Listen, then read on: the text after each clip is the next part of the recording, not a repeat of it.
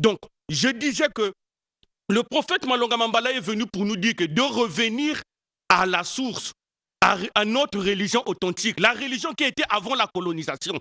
Le christianisme, c'est pour les Blancs, ce n'est pas pour nous. C'est la religion qui a facilité la colonisation.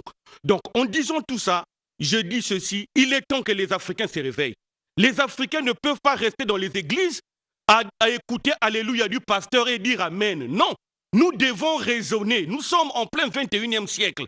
La colonisation a été finie et finie, nous devons avoir l'indépendance spirituelle.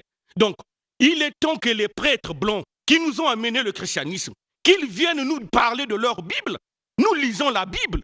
Pourquoi ils ont laissé ces choses-là à ces pasteurs de se bouffer les nez?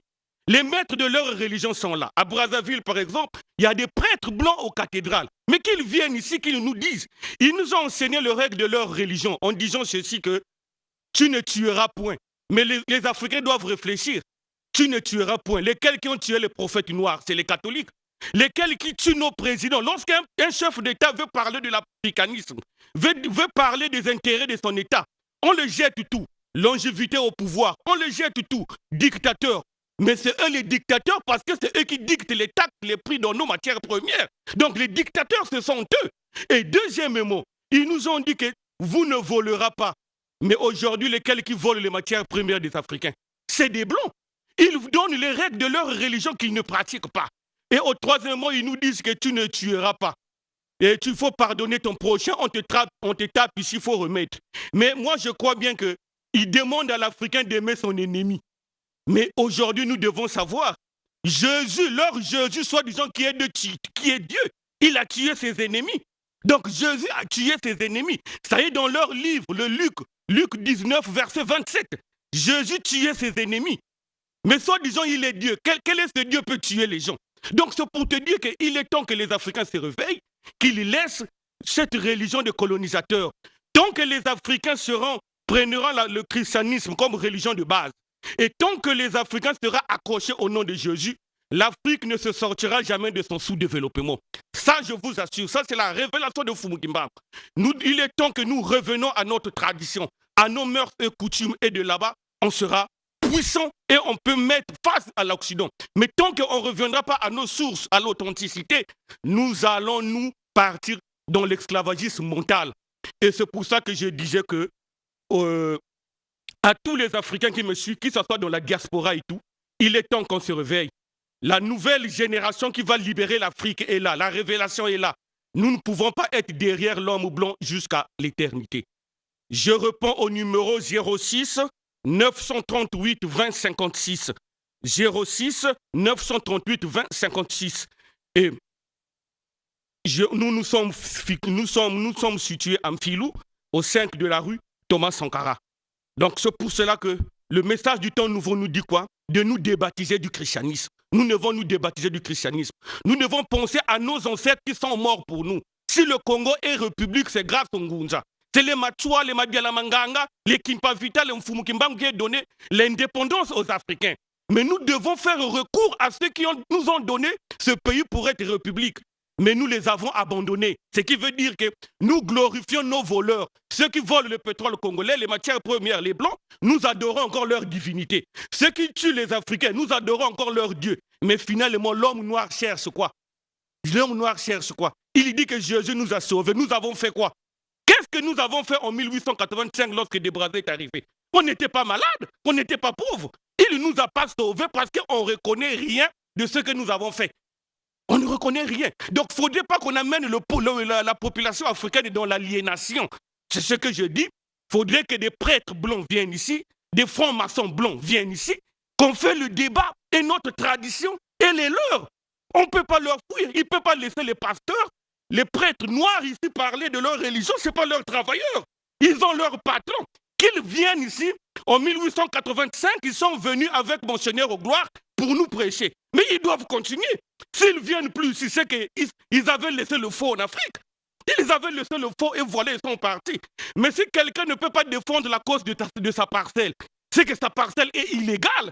Si leur religion est légale, mais qu'ils dépêchent des prêtres blancs ici, on va lire leur Bible pour savoir là où on a trompé l'homme noir. Je vous remercie tous ceux qui suivent. Tata Mvungi à l'émission.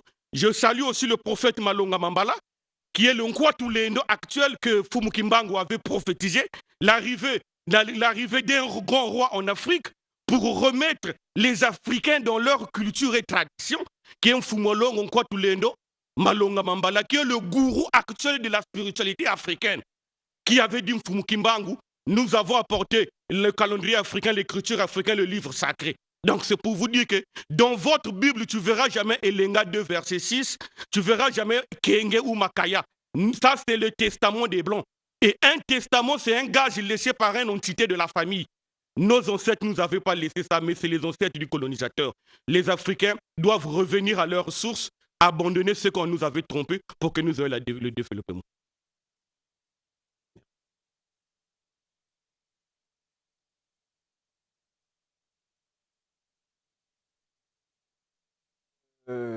J'ai retenu que les Blancs ne veulent plus faire leur travail. Ils ont envoyé les prêtres comme l'abbé Bassimas qui fait le travail à la place des Blancs. Il est là dans le studio.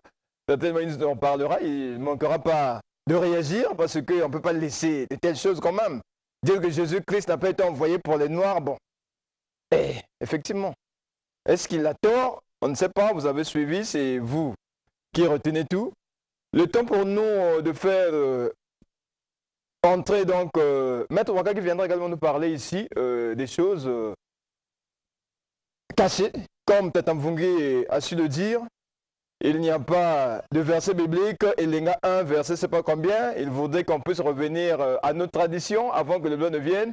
Mais est-ce que les gens ont encore l'idée de ce que nous étions avant que la colonisation arrive en Afrique? On a taxé notre culture de diabolique. Les statues qu'on avait, c'était diabolique. Aujourd'hui, ça se retrouve au musée du Louvre. Quelque part, il n'a pas tort. Mais que faire? Le monde avance. Nous acceptons aujourd'hui de nous habiller comme les Occidentaux. Nous faisons tout comme les Occidentaux. Est-ce qu'aujourd'hui, la haine que nous avons pour nos frères, c'est l'Église qui nous apprend cela? Non. L'Église, au contraire, apprend l'amour du prochain. Mais si nous n'aimons pas nos frères déjà, c'est difficile qu'on puisse revenir à nos traditions africaines, même si Tata Mvungi le dit avec beaucoup de force, ça serait vraiment difficile si on ne peut pas déjà aimer son propre frère. Donc, la haine existe dans nos familles également. Je crois que c'est par là qu'il faudrait d'abord commencer. Et nous sommes égoïstes. Chacun veut être à la place de l'autre. C'est-à-dire que quand quelqu'un occupe une fonction donnée, et il y a toujours des gens autour de lui qui en veulent sa peau. Maître Waka est mieux placé pour nous le dire, parce qu'il y a des gens qui sont foudroyés de Mwanza. Mais aujourd'hui, on va parler de Mwanza. Maître Waka, bonjour. Bonjour, monsieur le journaliste. Vous avez préparé donc une thématique spécifique pour nous, parce que actualité oblige, nous venons de passer les périodes de fête. Et vous pouvez nous reformuler cette thématique, c'est quoi exactement? Bon, mais merci beaucoup. La thématique est celle de savoir d'abord que pendant les fêtes que nous venons de passer, il y a beaucoup de choses qui se passent. Et ces choses qui se passent sur cette partie, notre mission sur la terre n'est pas non plus seulement de manger, boire, s'habiller, travailler, faire des enfants, mais également de connaître l'invisible, de connaître les firmaments. Et les firmaments ici, c'est vous apprendre que pendant, par exemple, les fêtes, il y a deux catégories des esprits. Il y a les esprits, ce que nous appelons les esprits inférieurs, dans les esprits de la basse classe. Et quand on parle des esprits de la basse classe, on voit les esprits des morts. Et il y a ce que nous appelons les esprits de la haute classe. Ce sont des sirènes, des djinns, des esprits, des entités créées par Dieu. Parce que dans ces deux cadres des esprits, les gens ont toujours pensé que tous les esprits sont des esprits des défunts. Non, il y a également des esprits tels qu'une sirène, c'est un esprit que Dieu a créé en tant que sirène et qui ne deviendra jamais une personne. Et pendant ces fêtes, il y a beaucoup de choses qui se passent. Soit les sorciers peuvent utiliser ces esprits-là parce que l'esprit aujourd'hui, je l'ai toujours dit souvent qu'il n'y a pas d'esprit négatif ou positif. Quand on appelle des démons et tout, ça c'est le langage chrétien que nous sommes en train de corriger parce que démon d'abord, c'est un mot grec qui signifie protecteur. Hein? Donc, et lorsque... C'est pas ange qui est protecteur? Oh, mais c'est un peu de voir dans vos algorithmes gréco-latines. Donc, c'est pour autant dire que les mêmes esprits que Maître Waka peut appeler pour désenvoûter, pour soigner, pour protéger une personne, les mêmes esprits, notre personne peut les appeler pour envoûter, pour faire du mal à quelqu'un.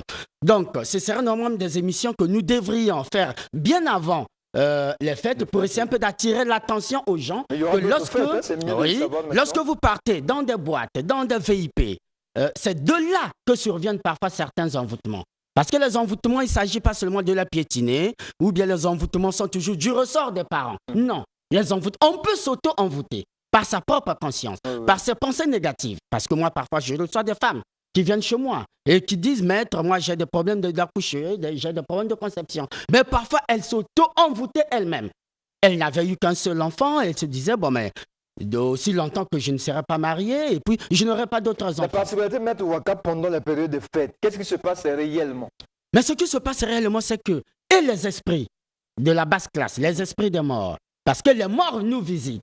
Les morts viennent ici, ils mangent avec nous, ils boivent avec nous, nous faisons la cour avec eux, eux ils font la cour à nos Mais femmes. les morts ne sont pas nos ennemis puisqu'ils étaient nos amis avant qu'ils ne meurent. Oui, ils peuvent pas être nos ennemis, ils ne sont pas nos ennemis, mais nous ne sommes pas dans une même dimension. Et cette dimension, aujourd'hui, si vous croisez un mort n'importe comment, ça peut vous porter préjudice. Exemple concret, vous avez dit que vous allez par exemple pendant la période de fête, vous allez dans un bar. Qu'est-ce qui se passe dans le bar en dehors des gens qui sont là en train de boire? Oui, il y a d'autres esprits. Il y a d'autres personnes. Quel rôle? Mais ils peuvent jouer deux rôles. Et d'autres peuvent venir mouvoir, ils ne nous dérangent pas. Oui. Mais par contre, ces mêmes esprits peuvent être utilisés par d'autres personnes d'accord. qui sont là pour nuire à autrui dans ce même bar. Voilà pourquoi vous aviez écouté parler, une fois, je crois, vers 2006, j'avais arrêté quelqu'un là, l'ami, qui s'était introduit dans la bouteille d'une autre personne. Et je l'ai arrêté. Vous voyez? Donc, c'est parce qu'il vous manque la connaissance. Et quand nous venons ici, c'est pour vous informer, pour vous élucider de ces faits mystiques, occultes, que d'autres personnes, parfois, en utilisent sans, à votre insu, sans que vous ne le sachiez. Et que doit faire donc la personne qui Mais la personne doit, Oui. nous venons ici pour vous dire, il y a des écoles que nous avions créées. Parce que tout ce que nous vous faisons comme protection, comme élévation, comme autre, l'unique protection éternelle, c'est la connaissance. Quand vous avez la connaissance, et comme mon frère Ngundia venait de le dire, la connaissance, c'est la base. L'Afrique a une connaissance typiquement à elle. Nous qui avions fait la tradition, les magies ésotériques, l'occultisme, nous nous sommes rendus compte que le blanc n'a jamais initié les gens, il n'initie pas les gens n'importe comment. Donc si nous revenons à la thématique concernant les esprits qui se manifestent pendant les périodes des fêtes, nous pouvons retenir en substance que lorsque nous allons, nous ne sommes pas seuls, il y a des esprits également qui sont dans ces lieux-là. D'abord, chaque jeudi, la nuit de jeudi à vendredi, c'est l'unique jour auquel, dans la semaine, les esprits sont autorisés à sortir. Chaque jeudi. Chaque jeudi, la nuit, entre jeudi et vendredi, les esprits, le séjour des morts est ouvert. Et en ce jour, si vous faites un songe, vraiment à 95%, il peut se réaliser. Donc, les esprits viennent, après, ils repartent. Mais il y a des fêtes, par exemple, le 1er novembre, pour décongestionner un peu le séjour des morts. Vous voyez? Donc, chaque fête, chaque jour, sinon, ils sont là avec nous. Ils ne viennent pas pour nous nuire, au contraire, ils peuvent nous apporter des messages. Mais aussi longtemps que l'homme n'est pas connecté à ce monde-là, voilà pourquoi nous venons ici pour dire, cherchez à vous connecter à ce monde-là. Ce n'est pas un monde mystique, ce n'est pas un monde qui tue, mais cherchez la connaissance parce que chez nous en Afrique, la connaissance ne peut jamais être écrite dans un livre, mais ça se passe de bouche à oreille. Et lorsque vous aviez la connaissance, vous êtes tranquille. Nous avons le calendrier grégorien actuellement, avant on avait le calendrier julien. Est-ce que le monde des esprits fonctionne au même rythme que... Non, le monde des esprits ne fonctionne pas trop. C'est les vivants qui dérangent un peu le monde des morts. Ah bon? Mais sinon, les calendriers, quand vous faites un voyage astral, essayez un peu de faire un voyage astral avec moi un jour, vous allez comprendre que là-bas, nous serons dans le temps et dans l'espace. Si vous n'aviez pas une montre, vous pouvez partir. On le fera le jeudi? Vous croyez avoir fait 1 heure, mais vous avez passé toute la journée et derrière, on vous enterre. On pourra le faire le jeudi, comme ça, le dimanche, je viendrai témoigner ici qu'est-ce que j'aurais découvert dans ce monde astral. Mais voilà, vous venez et puis je vais vous emmener quelque part. Il n'y a pas de problème, on ira. Mais particulièrement quand on parle de, comment on appelle, nous avons nos fêtes qui répondent à un calendrier grégorien. Mais comment ces esprits-là s'adaptent à notre calendrier pour venir... vous voyez un peu ce que je dis? C'est le vivant, je vous ai dit, c'est le vivant qui dérange les morts. Ah, c'est le vivant qui dérange? C'est les vivants qui influencent. Le vivant influence à ce moment-là le monde occulte. C'est les vivants qui influencent les morts. Parce qu'aujourd'hui, le mort n'est pas plus puissant que le vivant. Le vivant est plus puissant, mais ils ne sont pas dans une même frange. Mais le vivant peut manipuler le mort. C'est le vivant qui manipule le mort. Le mort ne manipule pas le vivant. Mais dans ces conditions, ces esprits-là, même s'ils venaient, il n'aurait aucun pouvoir sur ceux qui ont la connaissance donc. Sur ceux qui ont la connaissance, si vous aviez la connaissance, parce qu'il y a des rituels, il y a des choses. Moi aujourd'hui, nous sommes ici peut-être à 2, mais moi je suis là avec mes gardes du corps avec moi, que vous ne voyez pas. Oui, moi aussi j'ai un garde du corps, vous voilà. ne voyez pas aussi. Donc c'est pour autant dire que c'est le monde des vivants qui influence le monde des morts. Et c'est nous qui transformons la nature aujourd'hui, même si on parle de l'écologie et puis des changements climatiques, c'est nous qui avions changé l'univers. Donc c'est l'homme qui est à l'origine et à la base de la transformation mystique, spirituelle et occulte. Parce que le mort... Maintenant, pour les téléspectateurs que vous suivez, c'est-à-dire qu'ils font leur programme pendant les fêtes, ça peut être également une fête familiale. Qu'est-ce qu'ils doivent faire pendant ces moments-là? Venir voir Maître Waka pour qu'il leur dise comment se comporter pendant ces périodes-là? Oui, venir voir Maître Waka, sinon voir tout sachant. Il y a des prêtres, il y a des sachants, il y a des sachants ici qui peuvent... Mais ce ne sont pas des choses, ce que nous voulons ici, c'est que les gens aient cette capacité eux-mêmes. Au lieu de courir derrière les maîtres, courir derrière les ngangas, courir derrière les religieux, mais que vous apprenez vous-même. Mais nous sommes des fonctionnaires, on peut nous affecter. Mais si tout le monde apprend, vous n'aurez plus d'importance puisque tout le monde... Non, mais la mission n'est pas que nous soyons là pour que nous vous prenions en guise de tutelle. Mais la mission est de vous apprendre. Parce que Maître Waka peut mourir un jour, Maître Waka peut être affecté, Maître Waka peut également peut-être ne plus recevoir les gens, ne plus rendre service aux gens. Mais à ce moment-là, si vous ne dépendiez que de Maître Waka, mais ce serait de l'utopie. Il faut plutôt, pendant que Maître Waka est là, il vous informe, vous captez ce message, vous le mettez en pratique, à ce moment-là, vous devenez indépendant. Notre mission n'est pas de vous recevoir à chaque instant, mais c'est celle de vous donner cette maudite connaissance afin que chacun de vous devienne indépendant. Vous avez un exemple concret sur les périodes de fête, ce qui s'est passé, un témoignage par exemple concret sur la réaction des esprits pendant les périodes de fête? Oh, la réaction des esprits. Ils sont là, mais il est arrivé un moment ici où on faisait disparaître, je ne sais pas, les sectes des gens. Donc, c'était pas un montage, c'était vrai? Oui, c'est-à-dire que l'opération Sap-Sap, quelqu'un te salue. Oui, non, vous savez, ça commence et puis après, il y a... Mais c'est une réalité. Il y a des gens qui ont fait la cour ici avec les morts. Il y a des gens qui se sont retrouvés en face de moi là. Un taximan s'est retrouvé en face de moi, Itatolo. Il avait emmené quelqu'un et puis lui et cette personne-là, le client est parti et puis bon, il est resté là et puis quelques temps après, il était porté disparu. Vous voyez? Donc, il y a des exemples comme ça, des nombreux exemples sur cette terre que l'on ne pourrait peut-être pas ici tout dire. Mais sinon, c'est des choses, si nous venons ici, c'est pour vous élucider que ce monde-là existe, le contact avec ce monde existe, mais faites un effort d'avoir la connaissance comme ça. Vous pourriez peut-être un jour, mais voir le mort, ne fût-ce que voir par derrière ses pieds, vous pouvez voir un mort. Parce que les morts ne sont pas sur la terre. Quand vous les regardez, ils sont en suspension. Et quand ils sont en suspension, celui qui a développé son troisième œil, juste en regardant derrière ses deux jambes, il peut croiser un mort. Et quand il croise un mort, à ce moment-là, si ça a cette connaissance, il pourrait toutefois vous informer que celui-là n'est pas un homme vivant. Celui-là, c'est un décédé. Très bien, tout ne peut pas être dit ici. Donc, pour avoir de plus amples renseignements, on doit aller donc à l'école de Maître Waka. Vous allez nous donner l'adresse et puis les numéros de téléphone s'il faut. Oui, merci beaucoup. Moi, je reprends au 05 533 allons doucement, 05 533 09 15 09 15. Oui, 533 09 15 et au 04 404 63 32. Mon école est juste là en face de quelque part à l'angle là, en combat vers la télé. Et puis, c'est ouvert à tout le monde.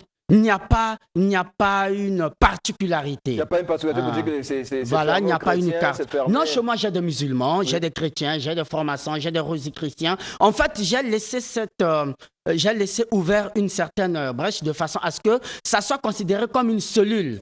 De combat spirituel. La spiritualité n'a pas de frontières. Oui, Dieu n'a jamais créé de religion. Oui. Dieu n'est ni chrétien, Dieu n'est ni religieux, Dieu n'est ni bouddhiste.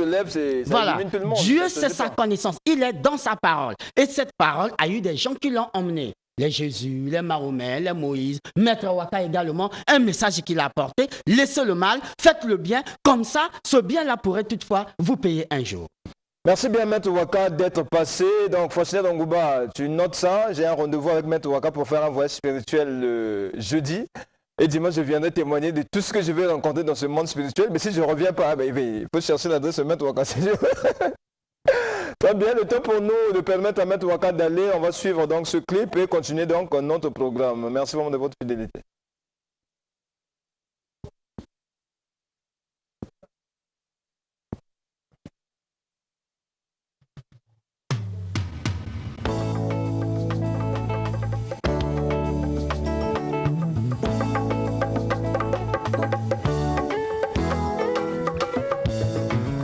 Okonzanga misanga matano nojimora pamanga na bomwana na ngai nayebaki yo te masiya ye nayebaki te o nini obandaki kosala mpona ngai omwana pasi makambo ebele tososolaka te soka nde masiya yozalaki na nga uta bomwana lelo nga na ye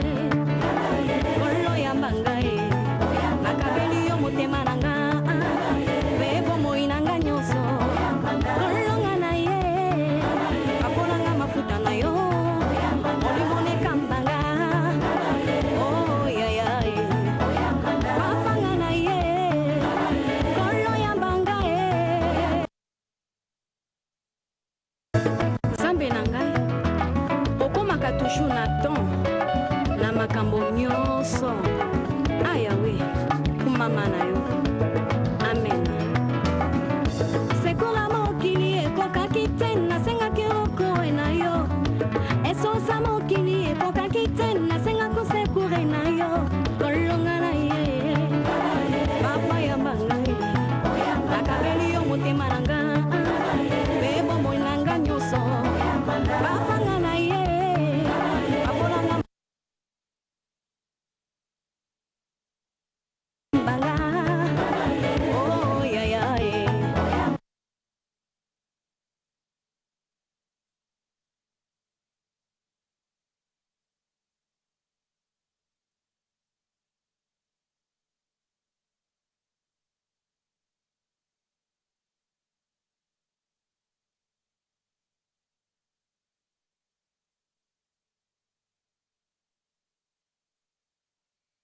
Voilà, nous sommes en direct et ça se passe comme ça, ici, tous les dimanches.